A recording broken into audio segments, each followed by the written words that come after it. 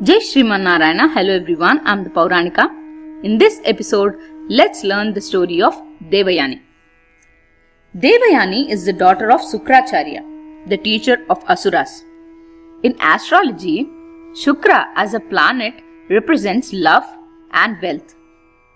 The tale of his daughter is also a story of love, wealth and opulence. Once upon a time, when the Devatas and Rakshasas were in a constant tussle, Sukracharya devises a method of resurrecting the dead, and that method is called Mrita Sanjeevani.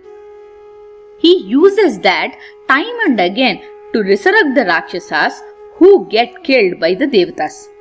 Devatas get disturbed with this immortality the evil Rakshasas have attained, and they devise a plan.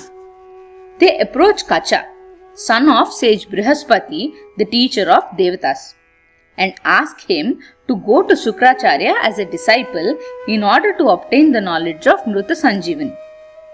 So, Kacha comes to Sukracharya and expresses his intent to become his disciple. He also adds that he will be in a Brahmacharya Diksha. That means he will be celibate for 1,000 years while serving Sukracharya.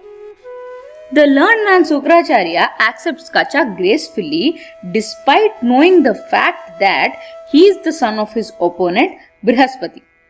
Sukracharya accepts Kacha out of respect towards his teacher Angirasa, who is Brihaspati's father and Kacha's grandfather.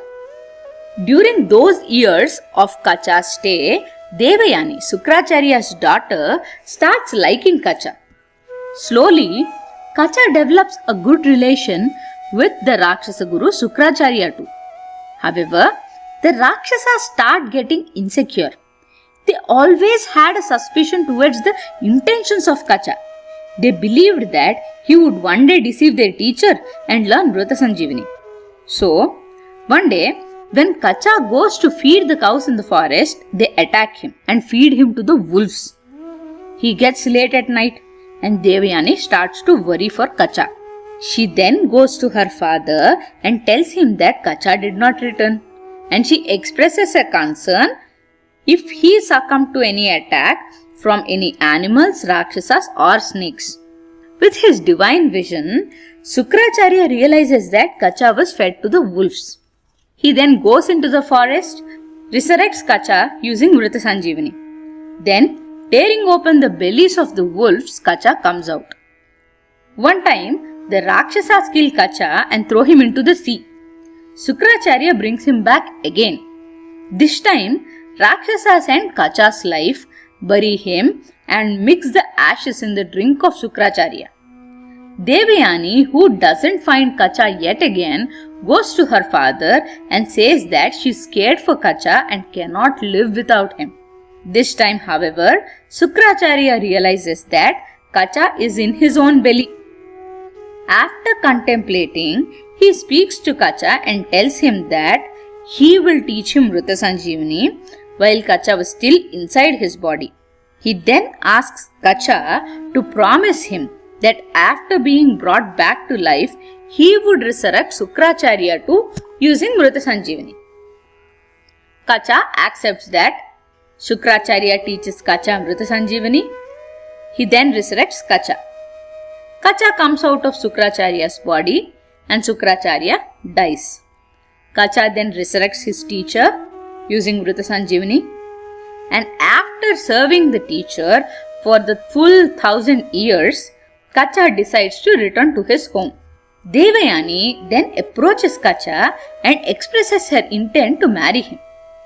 However, Kacha then declines, saying that the man who gave birth to her also gave him rebirth, so that way Sukracharya is like a father to him and therefore he cannot marry Devayani.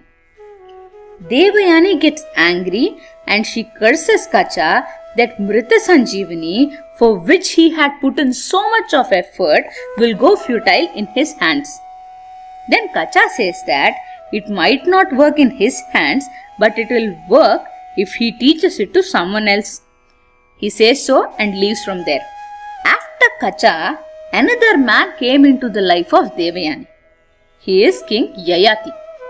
One day, Devayani, Princess Sharmishta, daughter of King Rishabharva, and their friends go out to play in the garden. While they were sporting in the water, a strong wind mixes up their clothes and Princess Sharmishta ends up wearing Devayani's clothes. Devayani gets offended by this act and enters into a heated argument with Sharmishta. The princess then pushes Devayani into a well and leaves from there.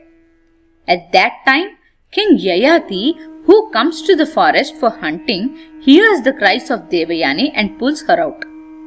Devayani thanks him and he leaves after exchanging pleasantries. Later, as the day descends, Sukracharya sends a maid to look for Devayani, and the maid finds Devayani in a disheveled state and reports to Sukracharya. Then, the father rushes to Devayani and she says that she would return only if Princess Sharmishta with her 2000 maids is given as Devayani's maid. Sukracharya sends the message to Rishabharva and he sends his daughter and her 2000 maids to Devayani. Devayani also expresses her desire to marry King Yayati. Then Sukracharya gets her married to the king.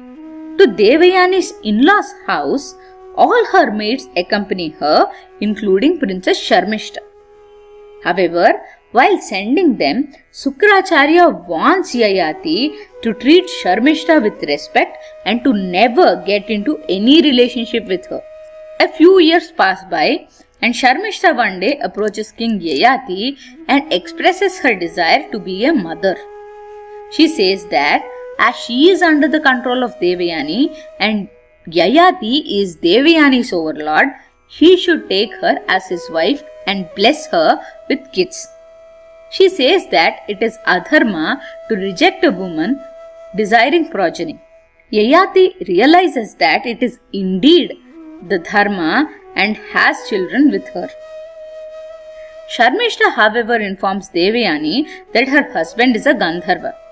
However, one day, when Devayani and Yayati were roaming in the garden, Sharmishta's sons run up to Yayati, calling him father.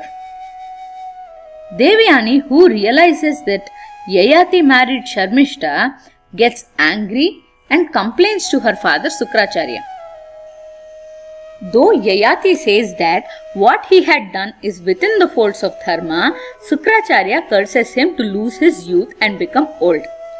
Then Yayati and Devayani request to reconsider the curse, and then Sukracharya says that any of his children can take his old age. Yayati asks his 5 sons and all of them reject except Puru, the youngest son of Sharmishta. Yayati gets pleased and announces him to be the heir to his throne. That is the great sacrifice of Puru, and therefore Puru is considered as one of the greatest kings of Bharatavarsha. And this is the story of Sukracharya's daughter Devayani. For the complete story, refer to the episodes linked below. And for the complete story of Mahabharata, please subscribe to our channel. Thank you. Jai Sriman Narayana.